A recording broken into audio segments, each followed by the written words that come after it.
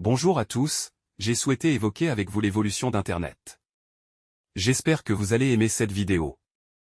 Si c'est le cas, je vous remercie de cliquer sur j'aime, de vous abonner et de consulter notre site Internet. Ceci étant, concernant plus spécifiquement le sujet de ce jour, je suis aujourd'hui ce que l'on pourrait appeler un ancien d'Internet. J'ai vécu le début d'Internet pour le grand public, cette période où l'on nous disait « cela ne marchera jamais », mais aussi où Internet effrayait une partie de la population, une période aussi où l'on était des initiés, des pionniers. En ce temps-là, la fibre optique n'existait pas, ni la 5G. On devait se contenter de modems. J'avais un US Robotics 56K, une bête de course pour l'époque, comparé à certains concurrents qui plafonnaient à une vitesse plus basse. Au début de cette époque, les forfaits Internet n'existaient pas. Les factures téléphoniques s'envolaient. L'usage d'un logiciel faisant office de compteur nous permettait d'estimer le prix que nous allions payer mensuellement. Les fournisseurs Internet avaient un autre nom, il y avait Club Internet et d'autres, dont on ne se souvient pas nécessairement. À cette époque aussi, Internet était principalement non commercial. Avec d'autres personnes, nous avions d'ailleurs créé une fédération des sites Internet proposant du contenu juridique à titre non commercial. La technologie s'est ensuite développée. Est arrivée la DSL, puis la fibre optique, puis Internet via les téléphones mobiles. Les commerçants ont investi le réseau des réseaux.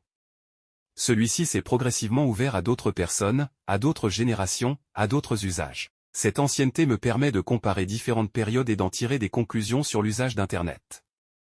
Sans doute cette observation pourrait être complétée par d'autres remarques, mais il me semble que l'on peut considérer que l'on est passé d'une culture de l'écrit à une culture reposant sur la vidéo et l'audio, ou, si vous préférez, à une culture multimédia.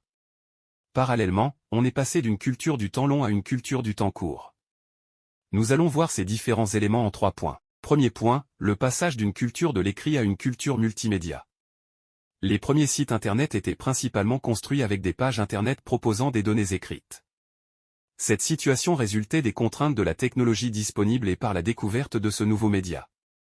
Les utilisateurs pour développer leur site Internet s'inspiraient alors, pas nécessairement consciemment, de la technologie qui existait pour les livres, soit l'écrit et des photos, car à cette époque des photos pouvaient être disponibles sur Internet, notamment avec les newsgroups, lesquels semblent depuis être tombés en disgrâce. Mais la technologie a évolué au fil du temps. Faire des vidéos et les mettre en ligne est devenu de plus en plus facile. De même pour l'audio. Ainsi des sites comme YouTube ont rencontré un vif succès. Certaines personnes limitent d'ailleurs leurs usages d'Internet aux vidéos et à l'audio et ne lisent pas d'articles. Progressivement nous sommes donc passés d'une culture de l'écrit à une culture multimédia.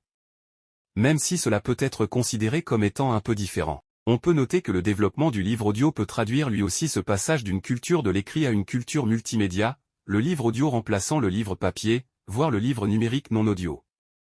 Deuxième point, le passage d'une culture du temps long à une culture du temps court. Nous sommes également passés d'une culture du temps long, où il fallait par exemple passer du temps à la lecture d'un article, à une culture du temps court. En ce sens, on peut retenir le succès de réseaux sociaux tels que TikTok ou le développement des shorts sur YouTube, format court en pleine croissance. Même X, le fameux ex-Twitter, pourrait être cité en ce sens puisqu'il repose sur des messages courts. Plus largement, on peut aussi tenir compte dans le domaine de la rencontre du succès d'applications telles que Tinder qui permet de passer d'une personne à l'autre.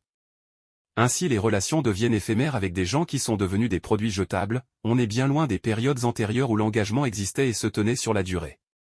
Troisième point, des modifications culturelles qui peuvent devenir problématiques. On ne peut pas exclure que ces évolutions culturelles deviennent problématiques.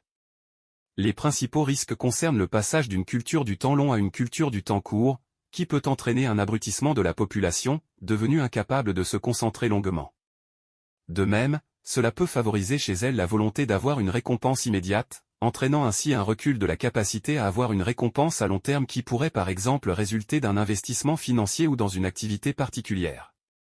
Pour contrer ces risques, il pourrait être intéressant de développer des formats courts qui ne reposeraient pas sur le divertissement ou l'abrutissement mais plutôt sur la délivrance d'informations enrichissantes pour l'esprit.